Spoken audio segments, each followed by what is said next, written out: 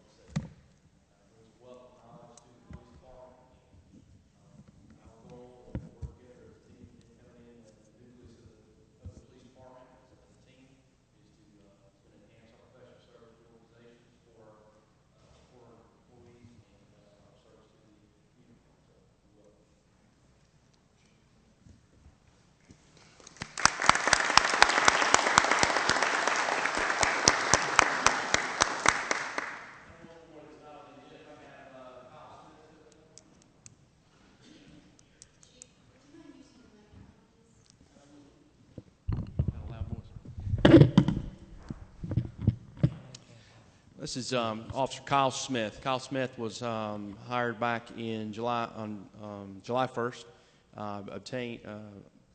Went to the police academy where he was awarded the class flag, I believe. He is a 6-year veteran of the U.S. Army, decorated, and we in our field training program, and he is going to do exceptional. And is doing exceptional. And we want you to get to know Kyle Smith. So, thank you, and welcome to the city of Canton. I learned a few days ago, I've known for a long time, that Trelada Garden Club had been taking care of the island in front of the elections department for a long time. I just really didn't know how long until I saw that they had been doing that since 1963. For 52 years, they've been landscaping and keeping that area up, and we look forward to them continuing to do so. So in honor of that, I have a proclamation here, or a resolution, that I would like to read and then present to the members of the Garden Club. Actually, right now, some of the members, and I'm not sure if they're all here or not, but some of the officers particularly is Sue Allen is president, first vice president is Carol Jackson, second vice president Glenda Thompson, recording secretary Elizabeth Garner, corresponding secretary Betty Adams, treasurer Sylvia Osborne, and the parliamentarian is Joan Anderson. And I know several of those. I'm not sure every one of them is here, but good, they're all here, so we will have a good photo. But let me read this while I'm here, then we'll come down and do the photo. Whereas since 1963, Trelada Garden Club has had a passion for nurturing the beauty and resources of the earth through the planting of seeds, the care of all plants, and the harvesting of the riches of their efforts, and for maintaining and beautifying the island on Main Street. And whereas Trelada Garden Club seeks to add beauty, splendor, fragrance, and nutrition to our lives through the growing of herbs, vegetables, foliage, and flowers. And whereas Trelada Garden Club works to preserve our community's traditional spirit of independence and initiative through innovation and hard work. And whereas Trelada Garden Club advocates the importance of all creatures, large and small, that share our community and their roles in a balanced and productive ecology. And whereas Trelada Garden Club furnishes a challenging and productive activity for its club members, for those just learning, as well as those having years of experience. And whereas Trelada Garden Club promotes a healthy lifestyle that lasts a lifetime, helps reduce stress from other areas of life, and teaches that rewards come from diligent efforts. Now, therefore, I, Gene Hobgood, Mayor of the City of Canton, wish to express gratitude on behalf of the City of Canton to the Trelada Garden Club for beautifying the island on Main Street for the past 52 years.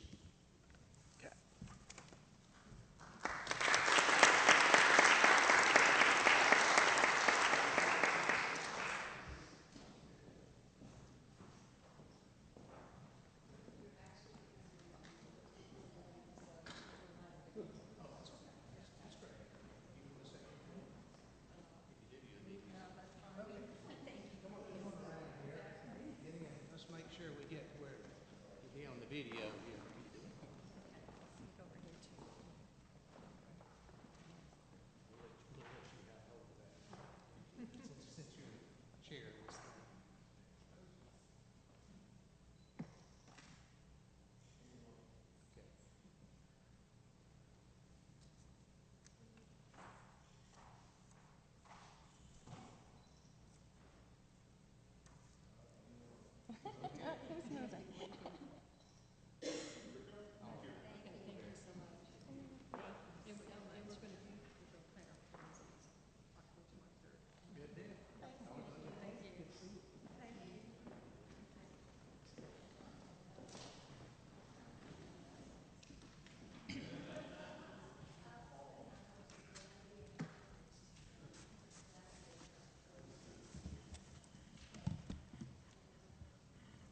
Okay, our next one we have,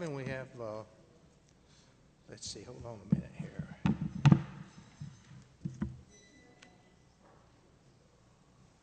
National American Indian Heritage Month Proclamation. Whereas the history and culture of our great nation have been significantly influenced by American Indians and indigenous peoples, and whereas the contributions of the American Indians have enhanced the freedom, prosperity, and greatness of America today, and whereas their customs and traditions are respected and celebrated as part of a rich legacy throughout the United States, and whereas Native American Awareness Week began in 1976 and recognition was expanded by Congress and approved by President George Bush in August 1990, designating the month of November as National American Indian Heritage Month. And whereas in honor of the National American Indian Heritage Month, community celebrations as well as numerous cultural, artistic, educational, and historical activities have been planned. Now, therefore, I, Gene Hobgood, Mayor of the City of Canton, do hereby proclaim November as National American Indian Heritage Month in Canton and urge all citizens to join me in this special observance. And we have someone here to accept this plaque.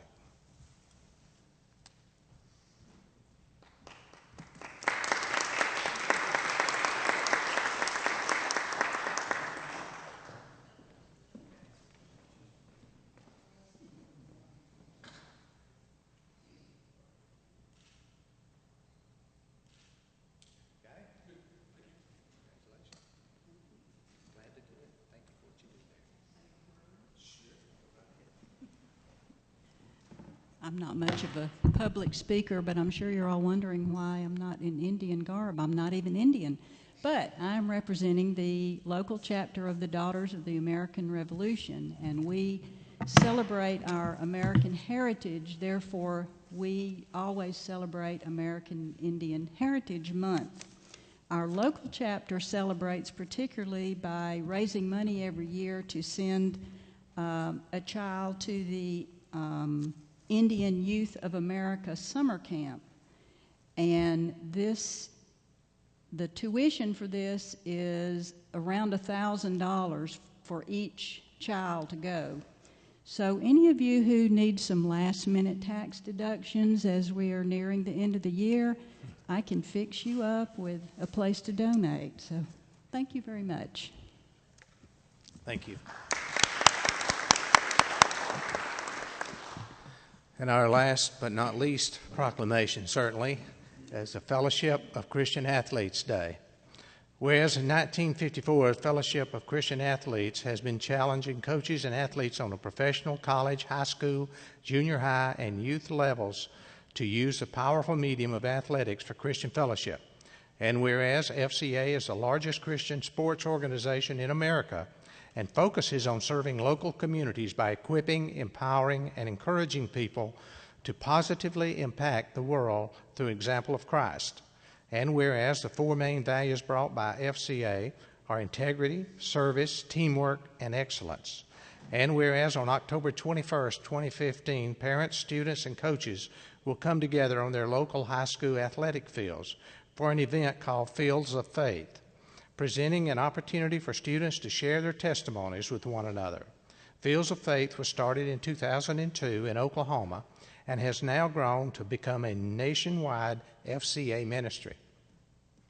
Now, therefore, the Mayor and Council of the City of Canton do hereby designate Wednesday, October the 21st, 2015 as Fellowship of Christian Athletes Day in Canton on the occasion of their 6th annual Fields of Faith event. Brandon Roberts is here to accept this.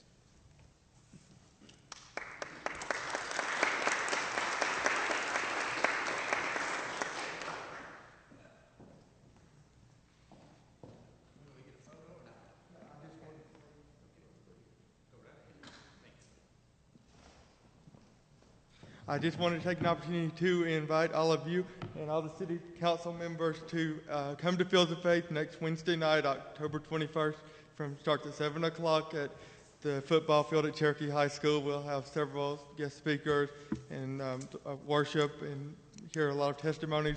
So I would just encourage you to all come out and enjoy the evening with us. Thank you.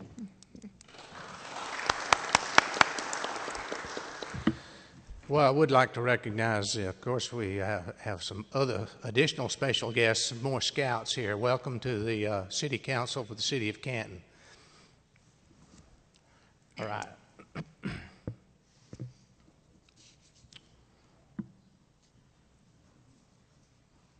Okay, now I will entertain a motion to consideration to approve the agenda.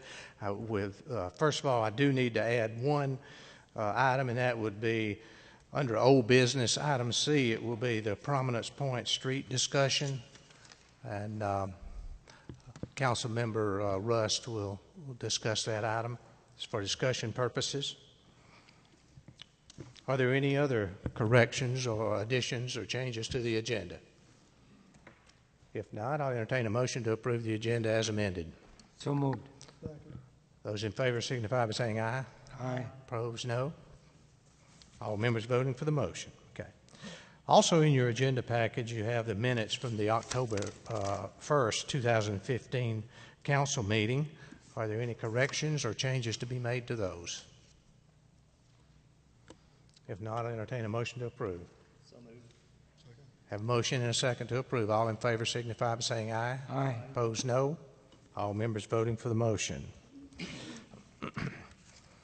Okay, we have no sign-ups for the 10-minute public input period at this time, so we will move into our consent agenda. I will read these items, and if any council member would like the item removed from the consent agenda for further discussion, we'll pull it off and put it at the end of the, take it off of the consent agenda. Items 7A, approval of the award of National Guard Armory paving in the amount of $195,553.83 to Bartow Paving Company, and authorization for the mayor to sign the contract after review by the city attorney. Item B, approval to award Canton Creek Bridge repair contract in the amount of $357,543 to Masana, I guess it is, Construction LLC, and for the mayor to be authorized to sign the contract after review by the city attorney.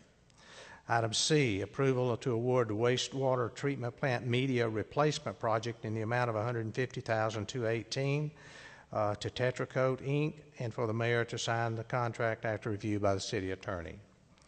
Item D, approval to award the City of Canton phone system project in the amount of $55,441.08 to Windstream Communications, and for authorization for the mayor to sign the contract after review by the city attorney. Item E, approval of update of capital improvement elements and 5-year short-term work plan for Canton's impact fee program. Item F, approval of the request from the residential group to work after hours and weekends at Laurel Canyon Apartments. That approval is for Saturdays only from between the hours of 9 and 5. Okay?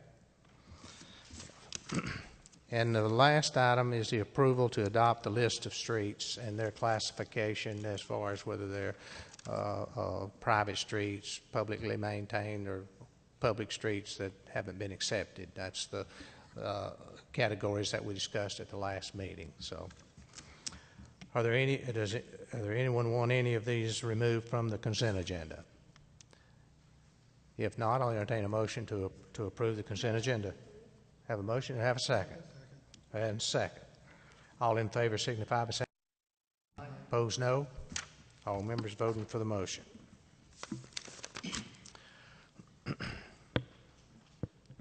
Under old business, we have the approval of the hotel motel tax fund budget amendment to allocate funds between the city and various component units and other nonprofit entities for the mayor to sign the funding agreements. These include the Cherokee County Arts, Cherokee County Chamber of Commerce, Tourism, that's Canton Tourism, Tree City Commission, the DDA, and Main Street. Mr. Peppers? The only difference between what's on the agenda tonight and what you saw the last time are the actual agreements that we have to have from an auditing standpoint for us to be able to provide funds out of that hotel motel tax to those organizations. And so we tweaked this particular item in the agenda just a little bit to include those and notify you that when you approve this tonight, you're also approving the mayor to execute those agreements so we can start spending those funds with those organizations immediately. Have a motion and a second. Any other discussion or questions? If not, those in favor signify by saying aye. Aye. Opposed, no. All members voting for the motion. Item B under old business, a update on the North Canton Fire Station. Council Member Grant. Yes, the fire committee met yesterday, October 14th at 1 p.m. in the library at City Hall. All members of the committee were present. We received an update on the Laurel Canyon Fire Station design from Chief Floyd and Gary Watkins, the architect with Wiley Wilson. We are very pleased to see the more schematics for the station as well as some preliminary elevations, and the design's looking really great. The station is being designed to complement the surrounding residential development with similar materials and design elements. Mr. Watkins informed us that they are approximately 2 weeks away from having 50% of the design of the station completed as per their schedule. He also suggested meeting with Chief Floyd and any necessary city staff every other week from this point forward to finalize the smaller details of the project and keep it on track. He also informed us that Wiley & Wilkins would have a more accurate cost estimate for the station in approximately 30 days. Part of the design and engineering process involves solutions that will lower the overall cost of the station while ensuring quality construction. They're planning to present final construction documents for approval by mid-December and advertise for construction bids in January. If the current schedule holds true, we'll be awarding the contract and begin construction in April of next year.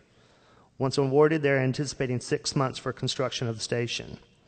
However, they did say that they think they may be able to expedite some of the design and approval processes to shorten the time frame and try to get the project out for bid earlier, perhaps by the end of the year. That was it. It's a great meeting. Thank you. Anyone have any questions on that? Okay. All right, item C under old business, Prominence Point Street discussion. This is the item we added to the agenda.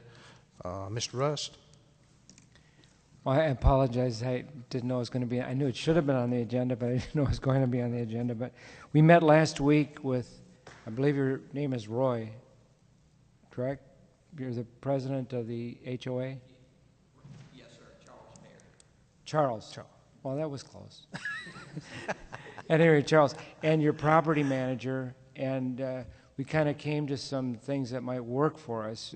I was not optimistic when I started this program as to whether we were ever going to be able to do anything, but our great city manager left the meeting briefly and came back with a tremendous idea that we thought might work, which is we came up, when we first looked at this, with some of the things that looked like they needed to be fixed.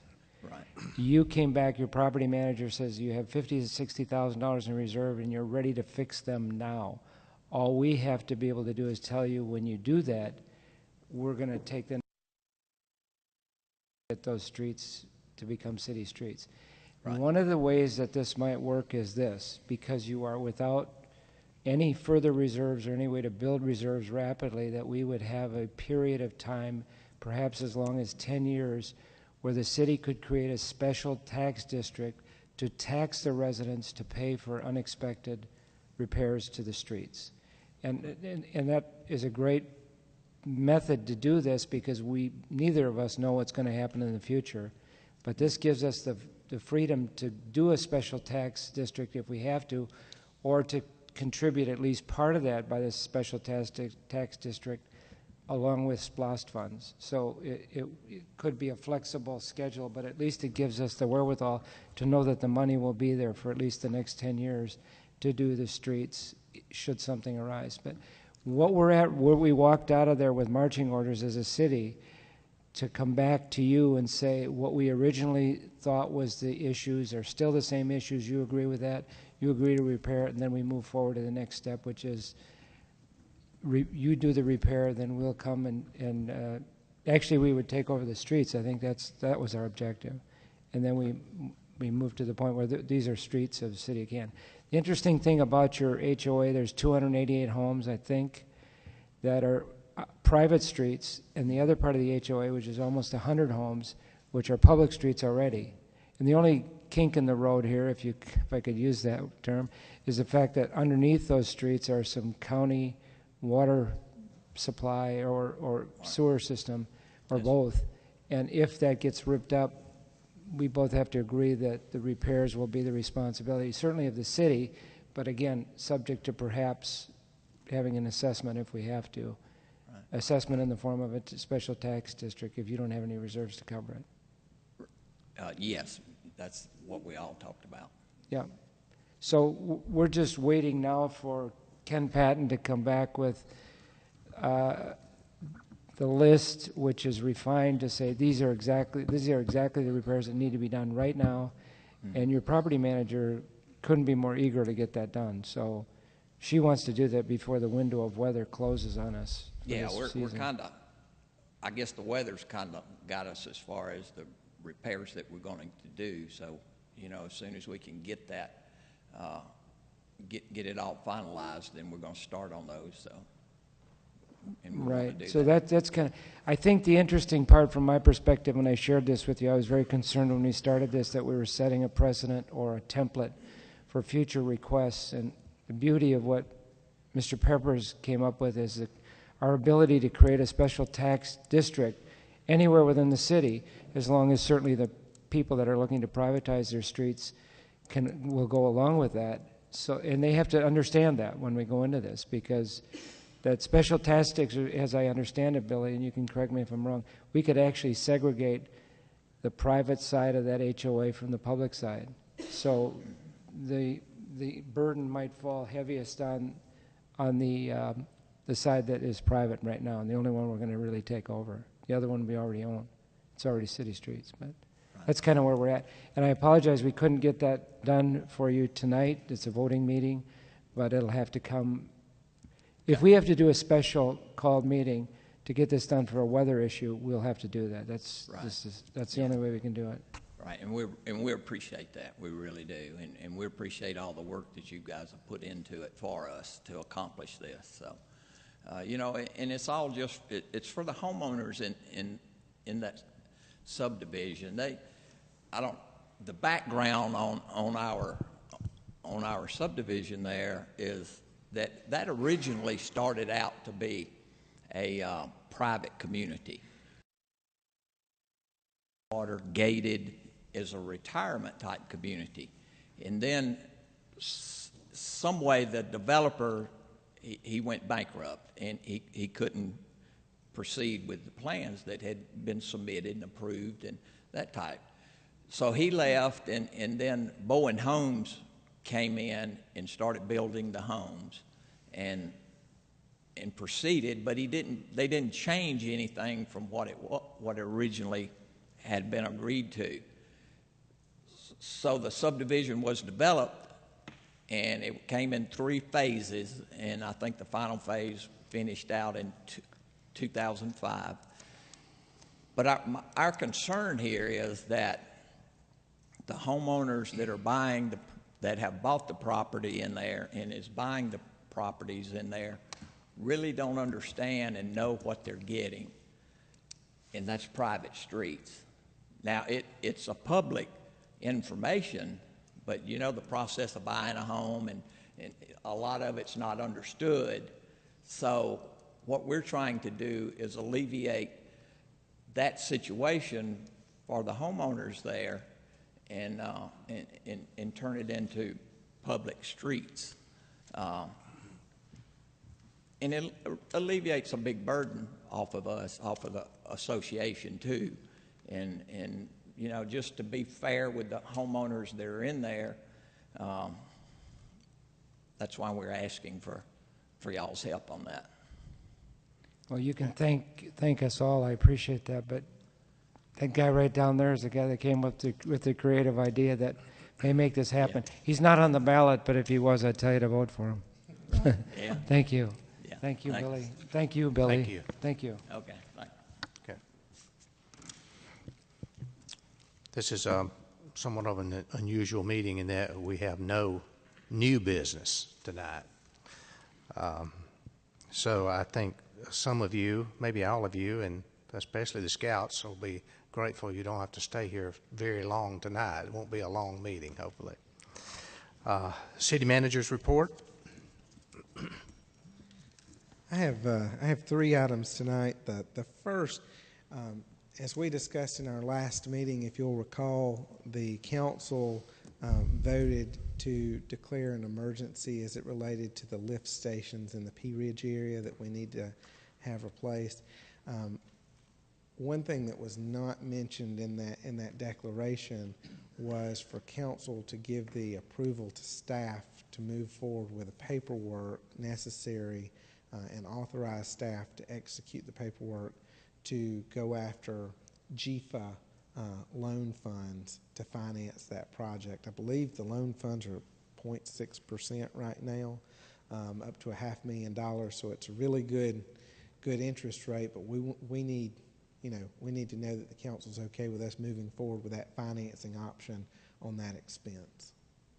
Right. And we did talk about this at the last meeting briefly, I believe, so we could take action on that tonight, I think, if that would expedite things there. Yes, One sir. thing about this, it's a very, very low interest rate loan. I'm not one, and I've told the city manager you can't borrow yourself money, borrow yourself out of debt, for sure. And yet it could be paid off sooner than the years I assume that it would be out there for. And what is it, 1.4 or something like that percent? 0.6%. 0.6%. That's pretty cheap money. So anyway, I think we need to go ahead and at least do that. The council then will still have to act on whether or not to actually accept that grant, I assume. It would be a loan, and Mr. Ingram loan, can yeah. mention to the Do we have a motion details. to approve the application? Motion. Have a motion. We have a second. Any other discussion? If not, those in favor signify by saying aye. Aye. Opposed, no. All members voting for the motion. Okay. Any other items you have? I have two. Okay. As you know, we're working on the staff side as it relates to the after-hours work issue, as it relates to contract. We do have some proposals on that we'll be moving forward, but in the interim, as these things come up, I'm going to bring them directly to you in the council setting. I have two tonight.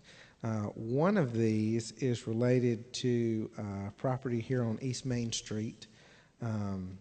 Canton I Group on 591 East Main Street. They are having some work done to the historic building there, but as part of their project, they have to take down a tree that's dying. Unfortunately, to take the tree down, they have to cut power to the business, and while they're doing that, the best time to do that is on a Saturday. We don't traditionally allow our contractors to work on Saturday, so they have asked us for special permission to do work between the hours of 9 and 5 to cut that tree down so that they can continue on with the project. So I wanted to bring that to you and see what the council's wishes are on that. So that the hours between 9 and 5 on Saturday? It will take about 2 hours to cut the tree down, and they would like to do it between 9 and 5, traditional business hours on Saturday.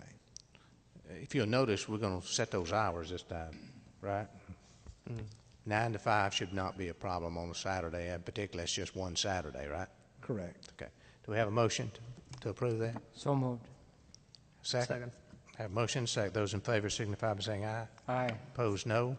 All members voting for the motion. Okay, next item. The second one is related to an economic development project with Pilax. If you're not familiar, Pilax is located in the Canton Cherokee Industrial Park. It's been a company here within the city for over 30 years. To our industrial park for a long time. They are expanding their facility here in Canton with a 90,000 square foot addition to their existing property. They've asked for two things. One thing is the ability to work outside of hours so that they can expedite this. The project is based on their ability to get product in and get the assembly moving so that they can meet certain contracts that they're trying to win right now. They anticipate that their project will be finished by mid-July. What I would propose to you, they haven't specified any hours, but what I would propose to you is that since they're in the industrial park, that they would be allowed to work at least through the end of this calendar year before we get into the bad weather on some outside of work hours and maybe even a Saturday work schedule. And then we could sit back down before the end of the year and see where they're at related to the rest of their project as to what they might need. I would propose allowing them to work Monday through Friday from 6 a.m. until 8 p.m. So during the weekdays in the industrial park from 6 a.m. to 8 p.m. and then on Saturdays from 9 a.m. to 5 p.m. So that they can get a jump start on this project before the weather gets bad. All right, that's 6 a.m. to 8 p.m. And that's Monday through Friday. Correct. And then 9 to 5 on Saturday. Correct. No Sunday work. No Sunday work. Okay. Any questions or discussion regarding that? Mr. Grant? Do you know the nature of construction, what they will be doing in those extended hours? There will be some concrete pours related to the project. Basically, they're building a slab to put a 90,000 square foot addition on. And it's a pretty sizable concrete pour. You know, I think by giving them this flexibility based on the temperatures, I don't think they should have to start earlier than that. I think by allowing them to start at 6 a.m., that's good faith effort on the city. Giving them basically 14 hours to get that work done, that lets them have a pretty sizable pour. And then they'll be going vertical with a steel building, metal and steel building on top. We're only giving them 2 extra hours a day during the week. Correct. An hour that on they the front end and an hour on the back end. That's all you'd be doing there. And then allowing them to work on Saturday. On Saturday. And really what they've said to us on Saturday is the option that they would like to have in case they have a rain day during the week to keep things on schedule by doing some work on Saturdays. Okay. Any questions or comments about that? One other question on the concrete pours. Would we ask or seek to impose some of the measures that were put in place by the hospital to reduce the noise of those concrete pours? We can. Part of the issue that we're going to have specific to this site is that, you know, when they are building this addition, they don't have a lot of property on their site left. So we're going to be working with them anyways because they're going to have their staging on public roads as those trucks are coming in. So, you know, we're going to have to work through the public safety standpoint with that anyways. But yes, we can send them the same list of things that we've worked with Northside on cutting sound down and ask them to maintain those same standards. Great, thank you. Anyone else? Okay. Oh, I'm sorry, Mr. Young. Would any of this on Saturday work if they were interfere with access to the park and pay, especially in the event there was a vent in the park since it's past their building? Well, like I said, as it relates to the work, you know, they're going to be using a public thoroughfare to get to their site. So they'll have to keep that open at all times. So we're trying to work with them to pin down the exact schedule and know what public safety needs there will be in making that a possibility. But at no time should they have the opportunity to close that road down or anything to it that should impact the park. Yeah, I'm just particularly thinking if they had a lot of trucks coming in for a pour when there's supposed to be a concert in the park or something, you could have a traffic problem that just need to plan for ahead of time is my only question about that. Well, and by placing that cap at 8 o'clock at night, you know, they're going to want to wrap up that pour. They know they've got a hard and fast deadline, so they're going to try to get it in earlier in the day. Thank you. Anyone else? Okay. And then there's one other thing as it relates to Pilex, and this goes back to the city's standpoint of economic development and incentives. In the past, the city has provided incentives for expansions of industrial, either through the city or through the county development authority. In some cases, there's been tax abatements on projects that have been done by the county development authority. Pilex has come to us and asked if we have some flexibility as it relates to the impact fees on the site. And after working with staff, we don't really have a flexibility on impact fees. If we were to reduce the impact fee on the project, the city would be responsible for replacing the amount of funds that we've reduced that by with another fund source of the city. So that's kind of off the table. But where we do have some flexibility as a city is on the building permit side. And so on this project, you know, I'm coming to you as a former economic developer. I would encourage the city to look at least a 50% reduction as this company is bringing additional jobs and additional investment to their existing site in the city.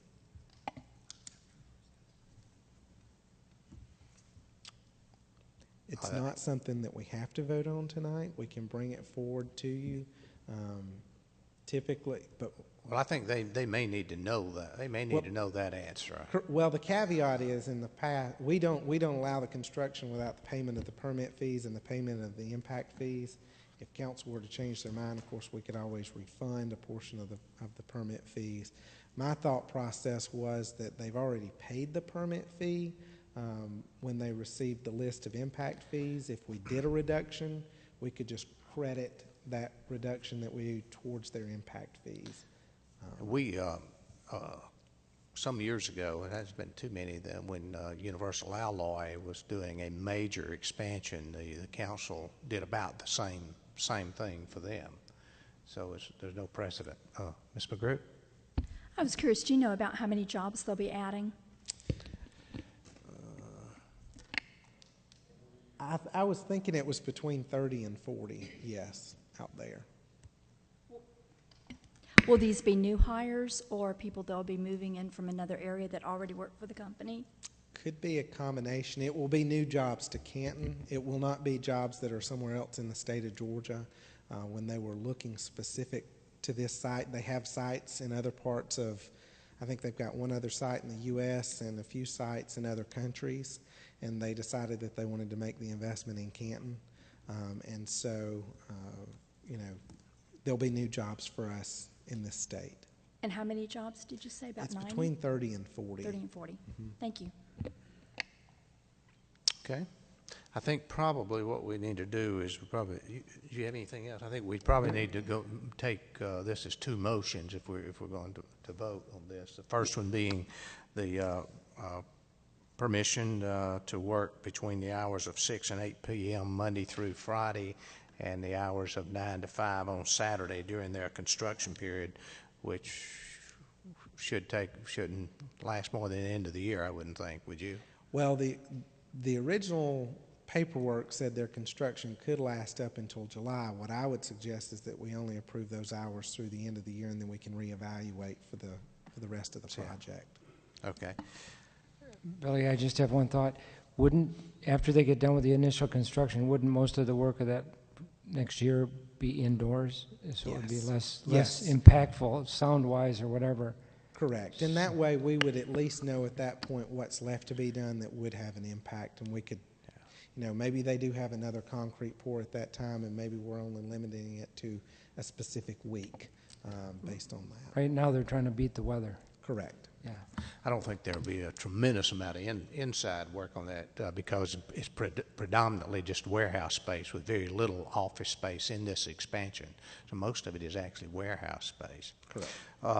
Okay, well, let's go ahead. Did we have a motion to approve those hours? Motion to approve the requested hours. Second? Second. Okay. Second. We have a motion and a second. Any other discussion? Ms. McGrew, do you have anything else? Okay. All those in favor signify by saying aye. Aye. Opposed, no. All members voting on the motion. All right. What's your pleasure regarding the reduction of permit fees by 50%? Do we have a motion to do that, Mr. Russ? Quick question. Yes, sir. What's the dollar amount involved? What's the approximate impact fees? And if we cut it 30,000? 30-something, maybe. 30, so we'd cut it in half and save them 15. Is that what you're saying? No, the total permit fees are $59,964. The total impact fees were $68,499. So if we cut the permit fees, it's about a $30,000 incentive. So we're not cutting the impact fees at all? No, sir. Just the permit fees? No, sir. Okay, it's about 30. Okay, thank Keep you. in mind that we will, on this 90,000 square foot expansion, we'll be getting property tax on that every year in Is it perpetuity. 90 or 9? 90. 90. 90,000. Do I have a motion to approve? We Second. have a second. Okay, motion and a second. Those in favor signify by saying aye. Aye. Opposed, no. All members voting for the motion. Thank you. I have one other item here that, under the mayor's report, the nominations and action regarding the new members of the Canton Historical Preservation Commission. We've spoken to a couple individuals that would like to serve. As a result, first of all, we had one individual resign from the Historic Preservation Commission, and we had Jack Fincher who passed away, so that left two vacancies there. I would like to nominate Mr. Bob Rugg, who has agreed to serve there, who lives in the Great Sky area, and Mr. Harry Johnston, who lives on Woodland Road. So I would like to nominate those and ask for your motion. Motion to approve? Second. Have a motion. Is there any other discussion? If not, those in favor signify by saying aye. Aye. Opposed, no. All members voting for the motion. Okay. At this point, I'll entertain a motion to adjourn. Have a So motion? moved. Second. Those in favor signify by saying aye. Opposed, no. A very short meeting, as most of you know. Pretty close. You should have talked faster. Yeah. I didn't know I was going to be on the agenda. I knew I'm it sorry. should have been. I'm sorry. That's okay. Well, I mean, you handle it well. I mean, If I ever can't talk, I'm going to be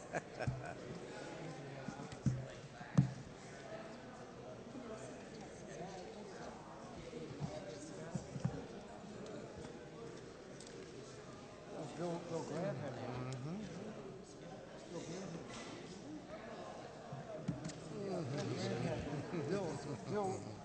Bill Grant, what was your record for fastest meeting ever? 42 minutes. Huh? Oh, 45. 45? I think it was 45. Wow. Well, we got to work on that.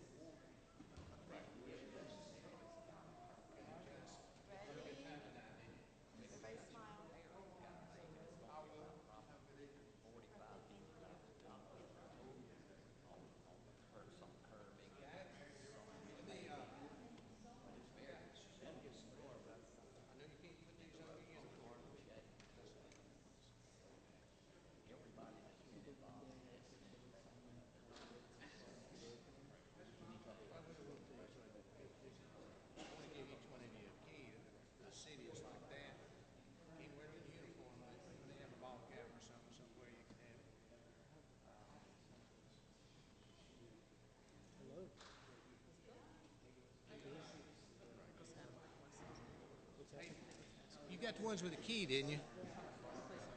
Oh, okay.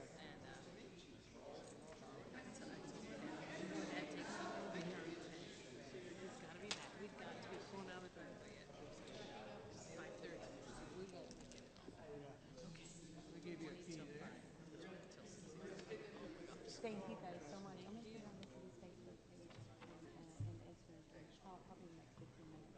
So if you want to tag yourself, I won't tag anybody. So. Okay. Yeah. I'm Karen. I'm Camille. Nice to meet you. Sean.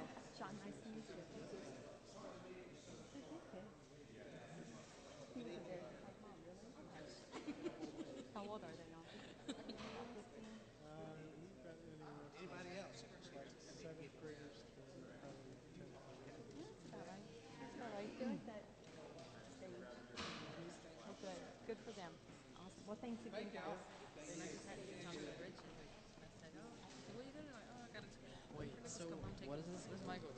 Guys, this is a new look for me, red. I know that whole group, except for Jake, but she already did.